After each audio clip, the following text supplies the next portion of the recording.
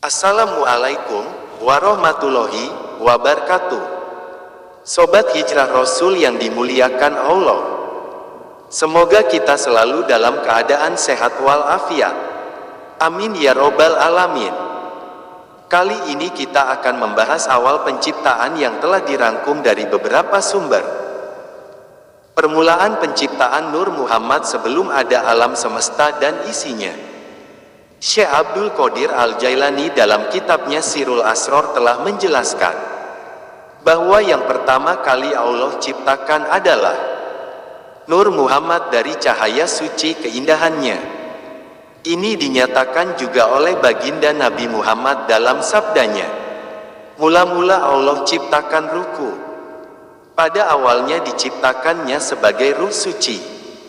Mula-mula Allah ciptakan al-qalam atau pena. Dan mula-mula Allah ciptakan akal. 4000 tahun setelah diciptakan cahaya Muhammad, Allah baru menciptakan aras dari cahaya mata Muhammad. Kemudian Allah ciptakan makhluk yang lain dari aras. Kata Syekh Abdul Qadir, semua ilmu di alam dunia ini memerlukan pengetahuan yang datangnya dari alam gaib, sebagaimana dijelaskan dalam firman Allah. Dan kami telah ajarkan kepadanya satu ilmu dari sisi kami, yaitu ilmu laduni. Surah Al-Kahfi ayat 65. Kebenaran atau hakikat tidak akan diperoleh dengan hanya menggunakan pengetahuan panca indera dan alam kebendaan saja. Penyembahan kepada Zat yang Maha Kuasa memerlukan peraturan syariat dan makrifat. Allah berfirman, "Dan tidak aku jadikan jin dan manusia melainkan untuk beribadah kepadaku." Surah Zariyat ayat 56. Dalam kata lain, mereka diciptakan supaya mengenali aku. Jika seseorang tidak mengenalinya, bagaimana dia dapat memujinya dengan sebenar-benarnya, meminta pertolongannya, dan beribadah kepadanya? Itulah pentingnya makrifat, agar dapat mengenalinya. Allah yang Maha Tinggi berfirman melalui Rasul-Nya, "Aku adalah perbendaharaan yang tersembunyi.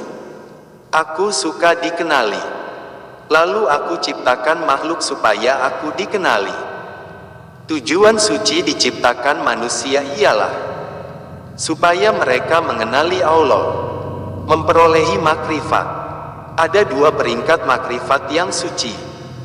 Seseorang itu perlu mengenali sifat-sifat Allah dan dalil-dalil yang menjadi kenyataan atau penzahiran bagi sifat-sifat tersebut. Satu lagi ialah mengenali zat Allah. Nabi Muhammad menggambarkan kedudukan beliau di sisi Allah. Tiada hijab, tiada halangan di antara kewujudannya dengan zat Allah. Ada masa aku dengan Allah, di mana tiada malaikat yang hampir dan tidak juga nabi yang diutus. Allah juga berfirman melalui Rasul-Nya, "Jika aku bukakan penutup sifat keperkasaanku dengan bukaan yang sedikit saja, niscaya semua akan terbakar sejauh yang dilihat oleh pandanganku." Kisah yang dialami malaikat Jibril yang menemani Nabi Muhammad pada malam Mi'raj. Ketika sampai di Sidratul Muntaha, Jibril tak kuasa lagi untuk melangkah. Apabila Jibril melangkah satu langkah saja, maka dia akan terbakar menjadi abu. Namun tidak demikian dengan baginda Nabi Muhammad. Begitulah Allah memuliakan kekasihnya. Allah menciptakan Nur Muhammad sesuai kehendaknya. Penciptaan Nur Muhammad juga sejalan dengan dalil Al-Quran.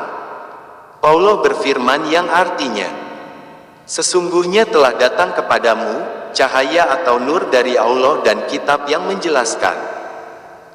Surah Al-Maidah ayat 15. Apa yang dijelaskan Syekh Abdul Qadir Al-Jailani tentang penciptaan Nur Muhammad juga diamini oleh Syekh Nawawi Al-Bantoni. Beliau menukil hadis dari Jabir, sebagaimana tersebut dalam hadis riwayat sahabat Jabir. bahwa ketika ditanya perihal makhluk pertama yang diciptakan Allah, Rasulullah menjawab, "Sungguh Allah menciptakan nur nabimu sebelum segala sesuatu." Allah menjadikan nur atau cahaya itu beredar dengan kuasa Allah sesuai kehendaknya. Saat itu belum ada laut, kolam, surga, neraka, malaikat, manusia, jin, bumi, langit, matahari, dan bulan. Atas dasar ini, nur itu adalah substansi, bukan aksiden.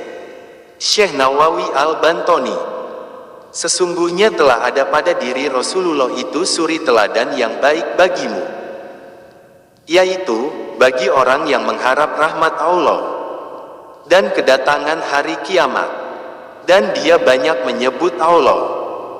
Surah Al-Ahzab ayat 21. Sobat hijrah Rasul yang dimuliakan Allah, itulah awal pertama penciptaan sebelum alam semesta ini diciptakan. Semoga cerita kali ini bermanfaat. Lebih dan kurangnya mohon dimaafkan. Yang benar datangnya dari Allah. Khilaf atau keliru itu datangnya dari saya pribadi sebagai manusia biasa. Sampai ketemu di kisah-kisah lainnya. Saya akhiri. Assalamualaikum warahmatullahi wabarakatuh.